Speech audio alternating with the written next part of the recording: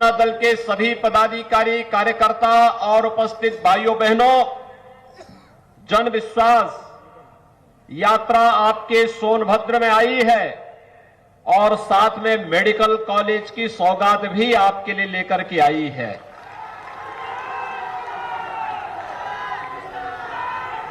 भाइयों बहनों, सोनभद्र जिला प्राकृतिक संसाधन की दृष्टि से उत्तर प्रदेश का सबसे समृद्ध जिलों में से एक है,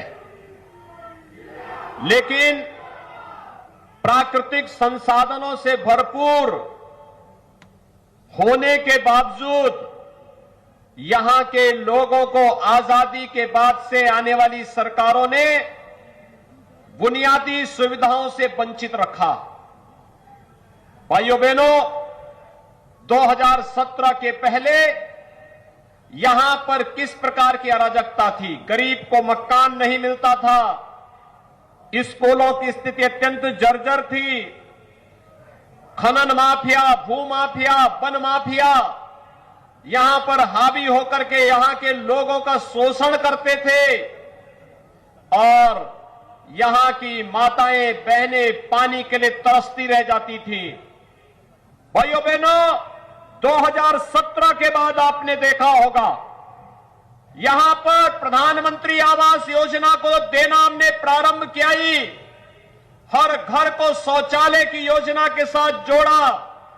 जो सोनभद्र जिला पूरे प्रदेश के अंदर ऊर्जा की आपूर्ति करता था, वह सोनभद्र जिला स्वयं अंधेरे में 2017 के पहले रहता था।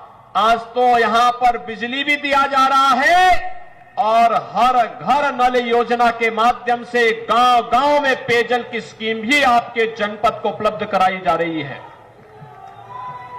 कोई सोचता था सोनभद्र में भी मेडिकल कॉलेज बनेगा, लेकिन भाइयों बहनों, अब तो आपके सोनभद्र जिले में भी एक नया मेडिकल कॉलेज बन रहा है। आज उसका शिलान्यास भी हमने कर दिया है। मंच पर आने के पहले मैं अपने विधायकों के साथ, मंत्रियों के साथ इसी कार्यक्रम को संपन्न कर रहा था और इसलिए मैं इस अवसर पर आप सबको बधाई देता हूं कि जो कभी आपके पूर्वजों ने सोचा होगा कि लखनऊ में पीजीआई और केजीएमयू की तर्ज पर एक मेडिकल कॉलेज अगर सोनभद्र में भी होता तो यहां के लोगों को बीमारी के समय में इधर उधर भटकने की आवश्यकता नहीं पड़ती।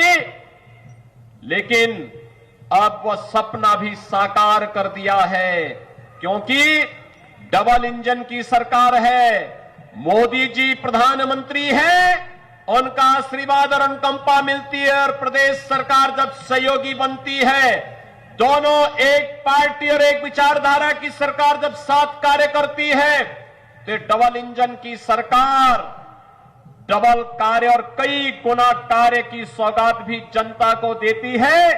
चाहे वह हर घर नल योजना के माध्यम से पेयजल की सुविधा घर घर तक पहुंचाने के लिए किया जाने वाला कार्य हो, या मेडिकल कॉलेज आपके सोनभद्र में ही बनकर के जनपद सोनभद्र वासियों को, और सोनभद्र वासी ही नहीं बल्कि विधायक चेरो तो मुझसे कह रहे थे कि क्या मैं अपने बिहार के साथियों का भी उपचार करा पाऊंगा।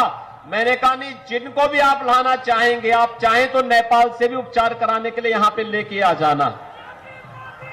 भाइयों बहनों, मेडिकल कॉलेज विशेषज्ञ स्वास्थ्य सुविधा का आधार बनता है। हम लगभग 300 करोड़ रुपए देंगे यहां पर मेडिकल कॉलेज, हॉस्पिटल की क्षमता को 500 बेडेड हॉस्पिटल भी यहां पर बनेगा, अत्याधुनिक सुविधाएं आएंगी सोनभद्र के नौजवानों के लिए, यहां के अनुसूचित जाति जनजाति के बच्चों के लिए। यहां पर मेडिकल की सुविधा, पढ़ाई करने के लिए, मेडिकल की पढ़ाई के लिए उन्हें देश के अंदर कहीं भटकना ना पड़े, इसी जनपद में उन्हें यह सुविधा प्राप्त हो सके, इसके लिए आज हम सब आपके बीच में आए हैं इस जन विश्वास यात्रा को लेकर के। याद करिए 2017 के पहले प्रदेश के अंदर किस प्रकार की अराजकता थी। पर्व और त्योहार नहीं मनाए जा सकते थे। कोई पर्व और त्योहार आता था, पर्व और त्योहार के पहले दंगे प्रारंभ हो जाते थे। बड़े बड़े दंगे होते थे। इस सोनभद्र में भी दंगे हुए थे। जन्माष्टमी का जुलूस नहीं निकलने दिया जाता था। नवरात्रि में दुर्गा मां की पूजा नहीं करने दी जाती थी। रामलीलाओं के आयोजन को रोका जाता था। कावड़ यात्रा नहीं निकलने दी जाती थी। पर्व और त्योहारों को हर प्रकार से व्यवधान डालने का प्रयास होता था। लेकिन भाइयों बहनों, अब तो दंगाइयों को जहां जाना था वहां पहुंचा ही दिया गया है। कोरोना भी आपके पर्व और त्योहार को नहीं रोक पा रहा है। कोरोना को भी इतना प्रभावी अंकुश लगाया गया है कि दीपावली आपने आनंद के साथ मनाई। विजयादशमी का आयोजन पूरी भव्यता के साथ पूरे प्रदेश और देश के अंदर मनाया गया। रामलीलाओं के आयोजन हुए, कहीं भी कोई समस्या नहीं। और यही नहीं, अभी आपने देखा होगा पहले की सरकार और अब की सरकार में अंतर साफ है, फर्क साफ है। पहले राम भक्तों पर गोलियां चलाई जाती थी और अयोध्या में अब राम मंदिर के भव्य निर्माण का कार्य प्रारंभ होता है। यही अंतर है। पिछली सरकारें राम भक्तों पर गोली चलाती थी, वर्तमान सरकार राम भक्तों पर पुष्प वर्षा करती है और भगवान राम के भव्य मंदिर के निर्माण के कार्य को आगे बढ़ाने का कार्य करती है। पिछली सरकार कावड़ यात्रा पे रोक लगाती थी और वर्तमान सरकार प्रधानमंत्री मोदी जी के मार्गदर्शन में काशी विश्वनाथ धाम का भव्य निर्माण कराती है और उससे जुड़े हुए श्रमिकों पर प्रधानमंत्री जी के द्वारा पुष्प वर्षा की जाती है। पिछली सरकार गरीबों का अन्न हड़पती थी और वर्तमान की सरकार हर महीने 2-2 बार हर गरीब को अन्न योजना के साथ जोड़ने का कार्य कर रही है। पिछली सरकार स्वास्थ्य सुविधा से वंचित करती थी, वर्तमान सरकार मेडिकल कॉलेज हर जनपद में बनाने की कार्रवाई को आगे बढ़ा रही है। पिछली सरकारों में भू माफिया, खनन माफिया, वन माफिया, पशु माफिया और हर प्रकार के माफिया हावी होकर के प्राकृतिक संसाधनों पर लूटपाट करते थे। वर्तमान सरकार में माफिया की जगह जेल होगी या दूसरे लोक में होगी, सोनभद्र में नहीं होगी। इस संकल्प के साथ सरकार ने कार्य प्रारंभ किया और आज उसका परिणाम भी आप सबके सामने है। भाइयों बहनों, जब सरकार संवेदनशील होती है, जन विश्वास पर खरा उतरने के लिए आती है, तो जन विश्वास यात्रा का आनंद भी उसी को आता है। जन विश्वास यात्रा में 19 दिसंबर से आज चौथा दिन है। जिस प्रकार का जन सैलाब उमड़ रहा है, हजारों और लाखों की संख्या में जनता जनार्दन का आशीर्वाद 6 यात्राओं को पूरे प्रदेश के अंदर प्राप्त हो रहा है। ये पिछली सरकारों की अराजकता का जवाब जनता जनार्दन के समर्थन से दिखाई दे रहा है। मैं इसके लिए आप सबका अभिनंदन करता हूं और भाइयों बहनों, मैं आप सबको कहना चाहता हूं, सही सरकार जब आती है तो योजनाओं का भी आपके लिए सौगात लेकर के आती है। आज हर गरीब को मिलने वाली सुविधाएं, किसी भी प्रकार की सुविधाएं, बिजली हो, अच्छी सड़क हो, स्कूल हो, आईटीआई हो, हॉस्पिटल हो, मेडिकल कॉलेज हो, डिग्री कॉलेज हो, इंटर कॉलेज हो या फिर मिलने वाली वे सुविधाएं, चाहे वह अन्न योजना हो, फ्री में टेस्ट की सुविधा हो, फ्री में उपचार की व्यवस्था हो या फिर फ्री वैक्सीन, सबको वैक्सीन की सुविधा। कितने लोगों ने वैक्सीन लगाया है यहां पे?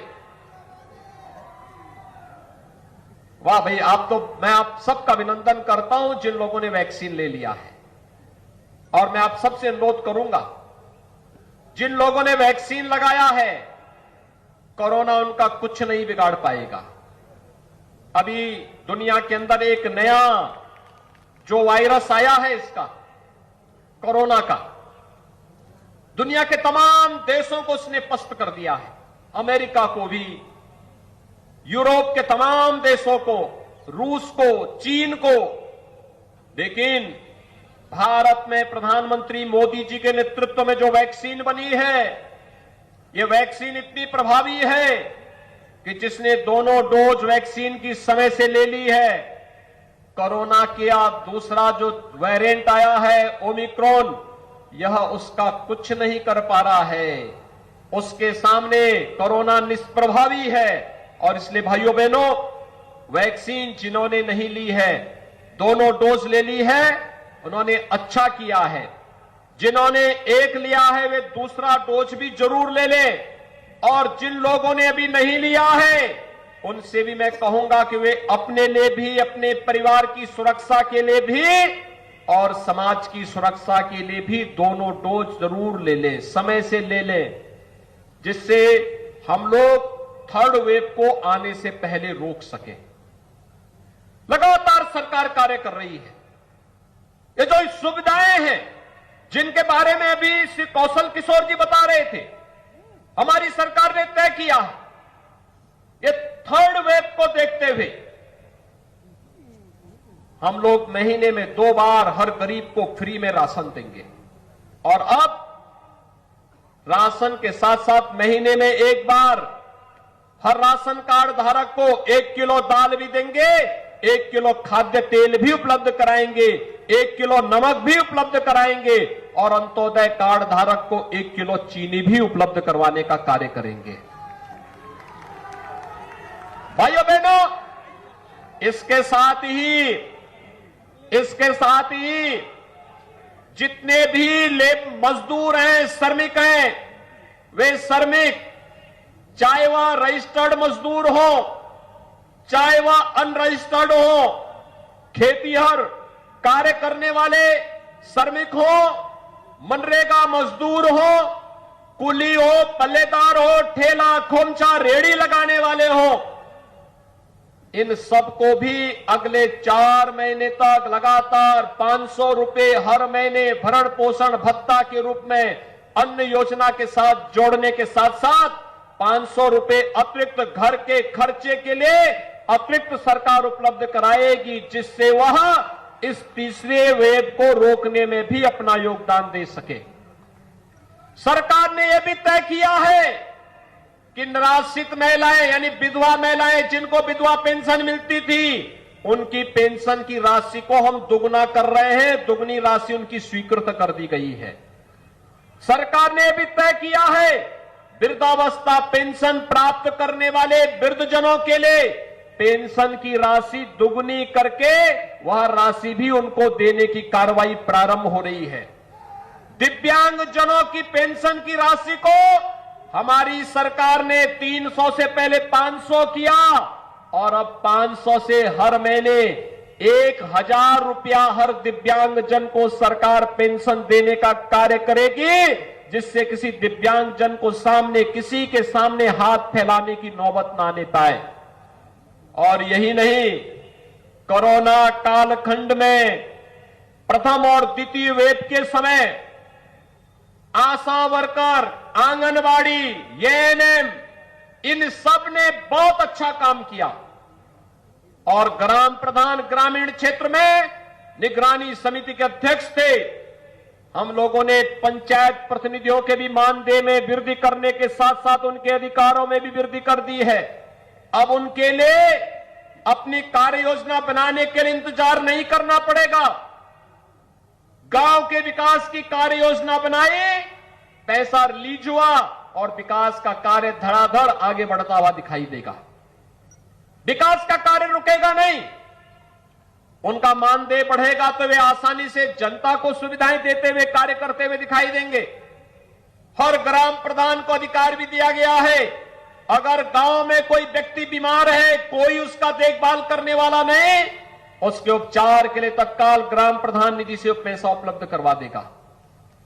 अगर कोई व्यक्ति दुर्भाग्य से मौत हो गई किसी की, और उस व्यक्ति के अंतिम संस्कार करने की कोई व्यवस्था नहीं।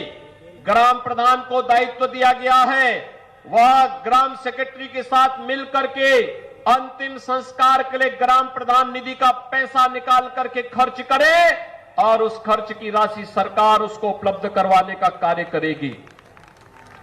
सरकार ने यह भी तय किया है कि किसी भी व्यक्ति को, कोई भी व्यक्ति भटकने न पाए, उसको उपचार के लिए दर दर की ठोकर न खानी पड़े। पहले ही प्रदेश के अंदर 6 करोड़ लोगों को हम लोगों ने प्रधानमंत्री जन कल्याण योजना के अंतर्गत आयुष्मान भारत की योजना से 5 लाख रुपए सालाना स्वास्थ्य बीमा का कवर दिया था। अब सरकार ने तय किया है कि हर श्रमिक को हम इस योजना का लाभ देंगे।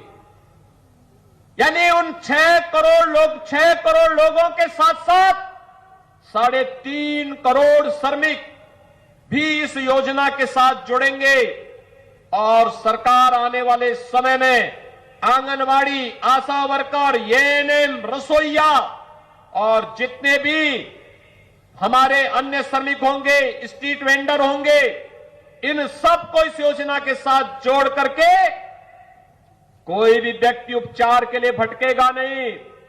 सरकार जैसे फ्री टेस्ट कर रही है, फ्री उपचार कर रही है, फ्री में वैक्सीन, सबको वैक्सीन देने की व्यवस्था कर रही है, ऐसे ही हर प्रकार की बीमारी में उपचार के लिए उस प्रकार की सुविधा सरकार फ्री में उपलब्ध कराने का कार्य करेगी। भाइयों बहनों, सोनभद्र और आसपास के जनपदों में पेयजल का संकट सदैव होता था। आज यहां पर हर घर नल की योजना प्रभावी ढंग से लागू हो चुकी है। हमारा प्रयास है कि मार्च 2022 तक सोनभद्र जनपद के हर गांव में पेयजल की स्कीम लागू हो जाए। और पेयजल की स्कीम भी केवल औपचारिकता के लिए नहीं, जो कार्यदायी संस्था कार्य कर रही है, अगले 10 वर्षों तक उस योजना के रखरखाव की जिम्मेदारी भी उसी की होगी। और यही नहीं, जो पेयजल मिलेगा, यह पेयजल भी आरओ का पानी होगा, केवल नाले और नदी का पानी नहीं, आरओ का पानी होगा। बोतल में बंद पानी से अगर आप इसकी तुलना करेंगे तो आपके घर में हर घर नल योजना से आने वाला पानी ज्यादा शुद्ध होगा। किसी भी बोतल बंद पानी से अच्छा पानी आपके घर में पहुंचाने की कार्रवाई केंद्र और प्रदेश सरकार कर रही है। और इसीलिए भाइयों बहनों, आज हम सब आपके पास आए आपसे कहने के लिए, एक तरफ जनता के हित में कार्य करने वाली सरकार, गरीबों को उनका हक देने वाली सरकार, विकास की बड़ी बड़ी परियोजनाओं को आपके जनपद में और प्रत्येक जनपद में पहुंचाने वाली सरकार, मेडिकल कॉलेज हो या डिग्री कॉलेज, आईटीआई और पॉलिटेक्निक हो या हॉस्पिटल के निर्माण को कार्य करने वाली सरकार। अभी तो हम लोग सोनभद्र में वायु सेवा से भी जोड़ने वाले हैं। यहां का एयरपोर्ट भी बहुत जल्दी का निर्माण कार्य पूरा हो जाएगा। यहां के हमारे विधायक और सांसद लगातार हमसे इस बारे में कहते थे, युद्ध स्तर पर कार्य चल रहा है और बहुत शीघ्र सोनभद्र का एयरपोर्ट भी प्रारंभ होगा। तो सोनभद्र में ही बैठ करके लखनऊ और दिल्ली की यात्रा और मुंबई की यात्रा सोनभद्र से ही आप 1 घंटे के अंदर कर लेंगे। जो यात्रा अब तक आपको पहुंचने में 8, 10, 12 और 15 घंटे लगते थे, भाइयों बहनों, आने वाले समय में इस यात्रा में 1 घंटे के अंदर इस दूरी को तय करने में आपको मदद मिल जाएगी। और इसीलिए आज मैं आपके बीच में आया हूं। ये जन विश्वास यात्रा इन कार्यों की उपलब्धियों को लेकर के आपके बीच आई है।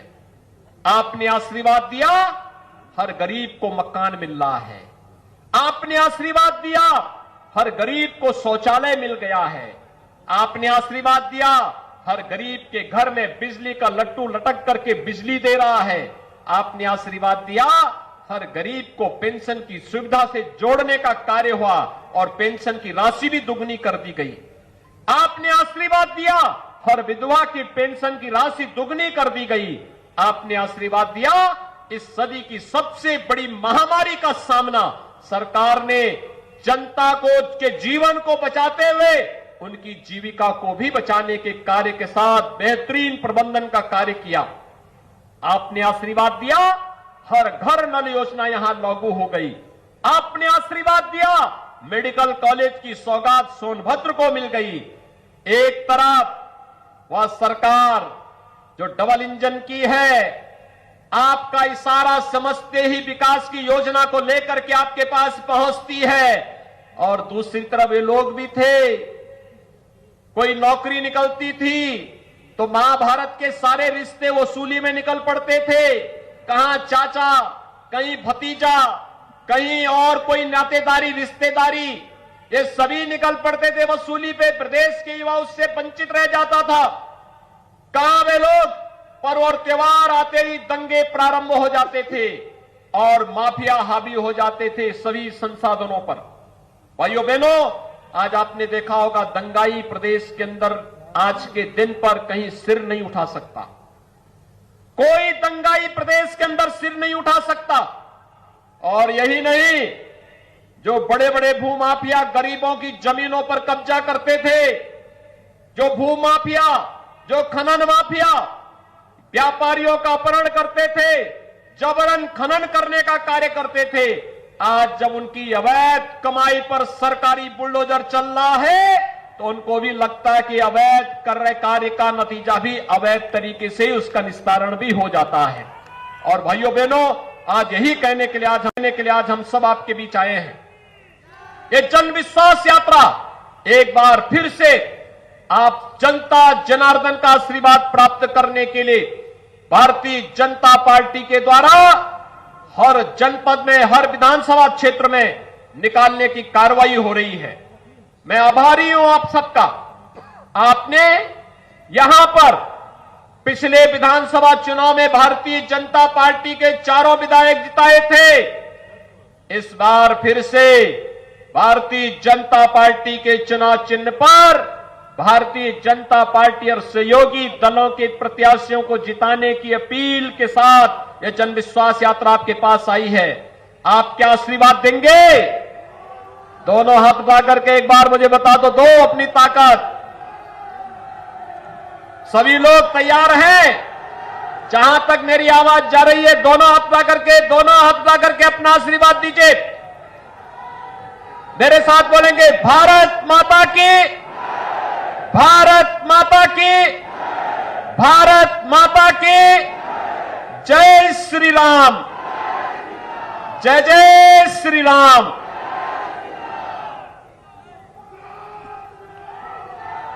बहुत बहुत धन्यवाद।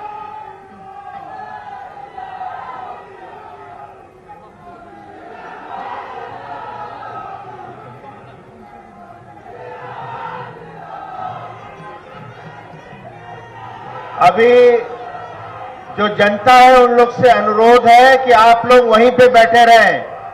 अभी पत्रकार जितने हैं वो बाईं तरफ चले जाएं, जो मेरे बाईं तरफ है। मुख्यमंत्री जी रथ पे बैठेंगे और फिर जाएंगे आगे। तो जनता यहीं पे रुके, जितना मीडिया है वो बाएं हाथ पे चला जाए। इसी के साथ ही एक बार फिर से तालियों के माध्यम से अभिनंदन वंदन स्वागत करते हुए परम आदरणीय यशस्वी माननीय और आज के इस कार्यक्रम में जैसे अभी आपको विजिट किया गया, और आज एक बार फिर से आप सभी का, जो कि आज हमारे इस राजकीय मेडिकल कॉलेज का शिलान्यास परम आदरणीय श्रद्धेय यशस्वी माननीय मुख्यमंत्री जी के कर कमलों के माध्यम से संपन्न हुआ।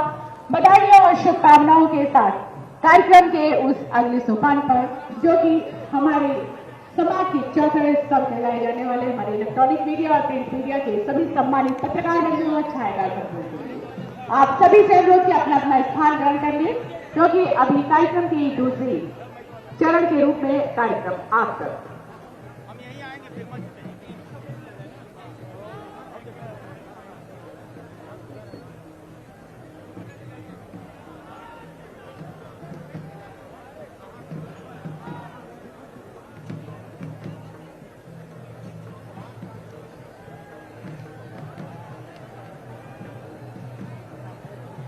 और इस कार्यक्रम के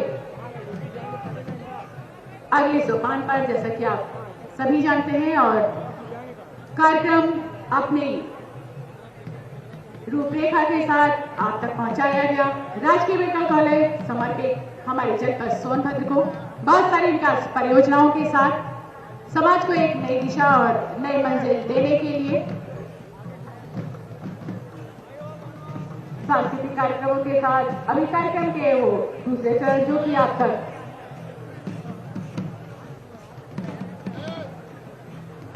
इस मंच के माध्यम से विदित किया गया।